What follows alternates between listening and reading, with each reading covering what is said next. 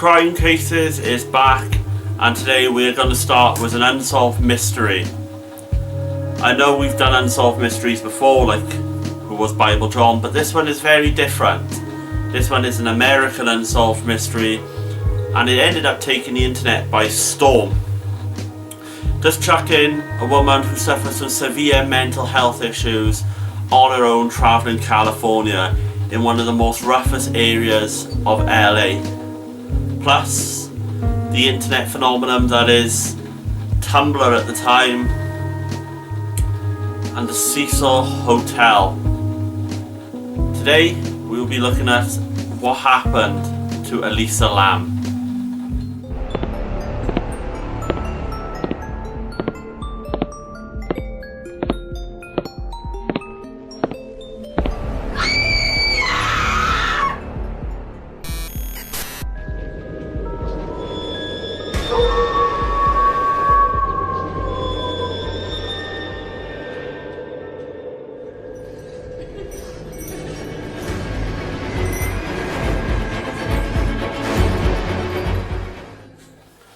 Elisa Lam was born on the 30th of April 1991 in Vancouver, Canada. She was born to the parents David and Yina Lam, who were immigrants from Hong Kong. When they moved to Canada, they opened a restaurant called Paul's Cantonese, which was based in North Burnaby in Canada. And they only emigrated a few years before Elisa was born. Not much is really known about Elisa's childhood, apart from that she might have potentially developed bipolar disorder and depression at a very young age. But she would go on to university. She would study English literature in the University of British Columbia. But when 2013 came around, she was 21 and wanted to start a travel across the United States. Her parents at first was a bit worried about her travelling into the US. This is a big country which is dangerous at the same time. But Elisa eased them a lot, saying she would call them every single day that she was there, and she was going to be travelling down to California. Her parents would consent to this, and in early 2013 she would travel down to California. She started her little excursion in America at San Diego, where she would visit the local zoo. She would write blog posts and take photos, and in this case, Elisa's blog was very key on picking up a timeline of events and where she was in California. Her blog was named Ether Fields, which she used to post photos, and it weren't just about these trips. She used to post how she was feeling with her bipolar and how much it's affecting her. But this blog, again, was massive into establishing part of the timeline of events. Lam would move down into LA when she arrived on January the 26th, and then 2 days later she would check in to the Stay On Main Hotel in Skid Row. And to tell you, Skid Row is not a very pleasant area, to say the least.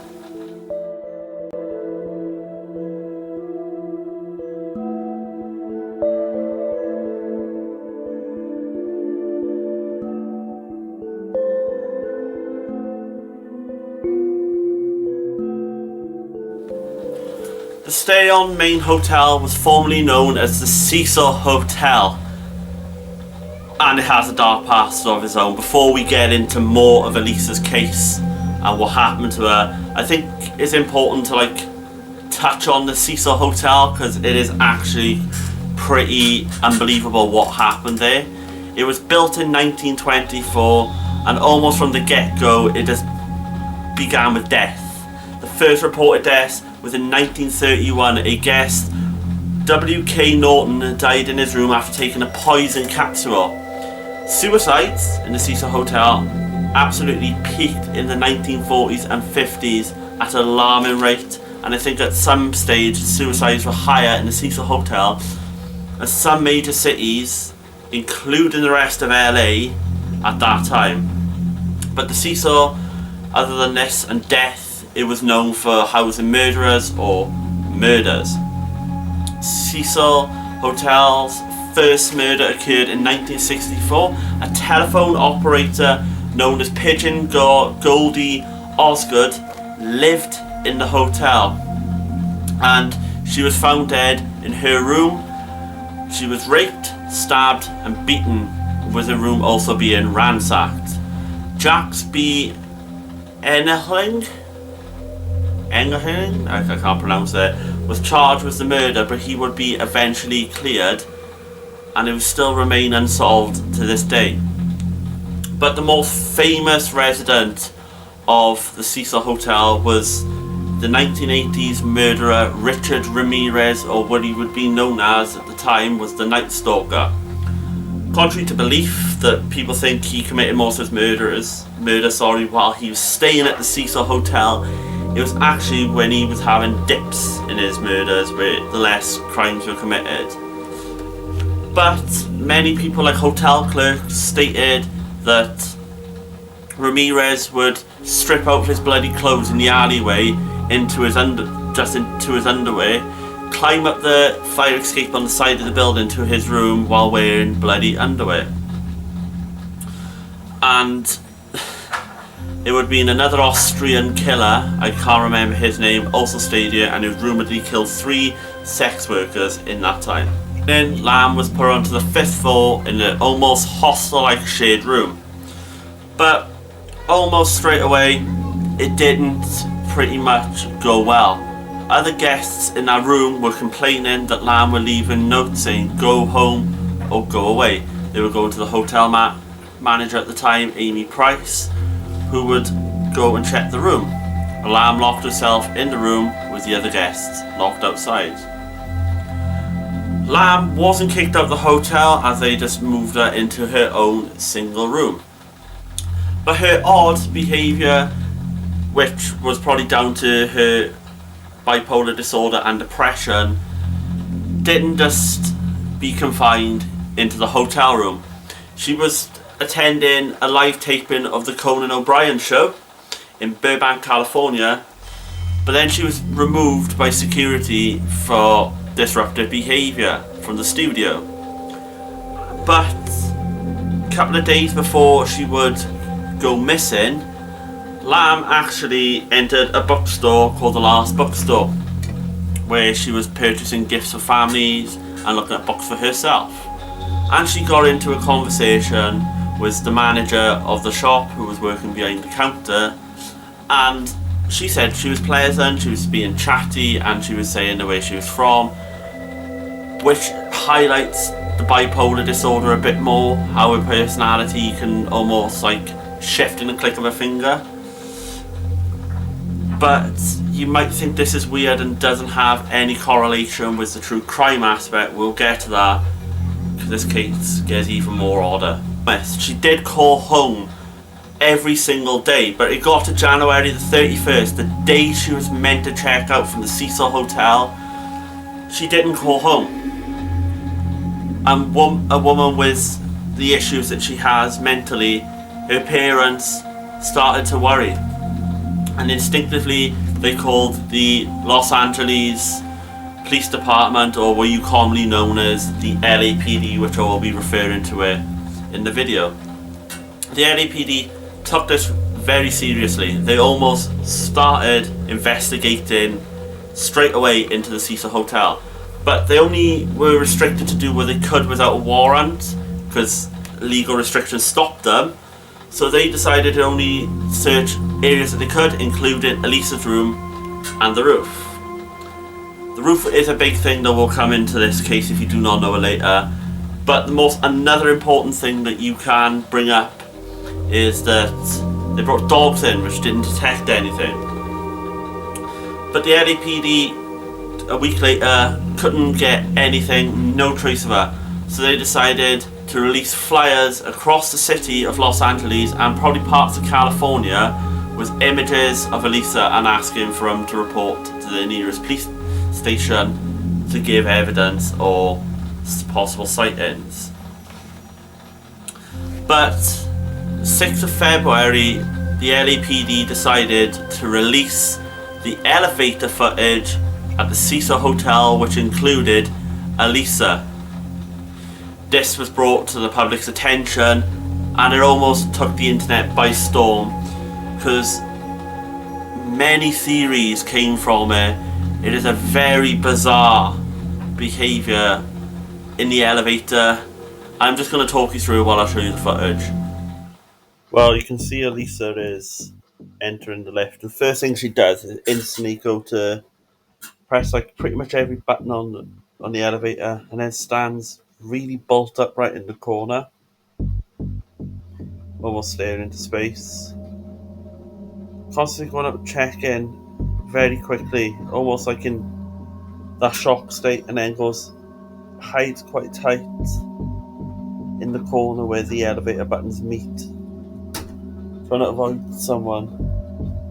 Goes peeking out again, and at this point I think she's been caught by whatever your theory is, if she's being pursued or whether it's drugs. Again, is that a little bit of a creep out? I know it feels like she had to stay out. She's been seen, but now she's going back in. But yeah, it is a very odd behaviour this is from Elisa. It's still about a minute to go in this clip. She's just standing there. It looks like she's having a conversation, playing with her hair. There's a little bit of hand movement there. She could be talking to someone. You just don't know. This is like really bizarre footage that took the internet. And she's back now, fiddling with the buttons again. Obviously, with Elisa Lam, there is a part of her mental health, because she suffers from bipolar disorder and depression. That's a big key factor you'll find out when it comes to what happens to her. She comes back up again. Looks like she's now making conversation. Her hand movements are very strange, but you can maybe decide behind the elevator button someone's there, but it doesn't show any shadow. It is absolutely bizarre, this. I don't know how to explain it away. This is really, really strange. But that's the elevator footage of Elisa Lam. Theories came from this, from that she was high on hardcore drugs or hallucinogenics like ecstasy, or paranormal matters come into it. But these are just my opinions I'm going to put across. In that footage, as you saw, you could see that she looked like at sometimes hiding from someone and talking to someone. But you don't see that person when she's by the elevator door.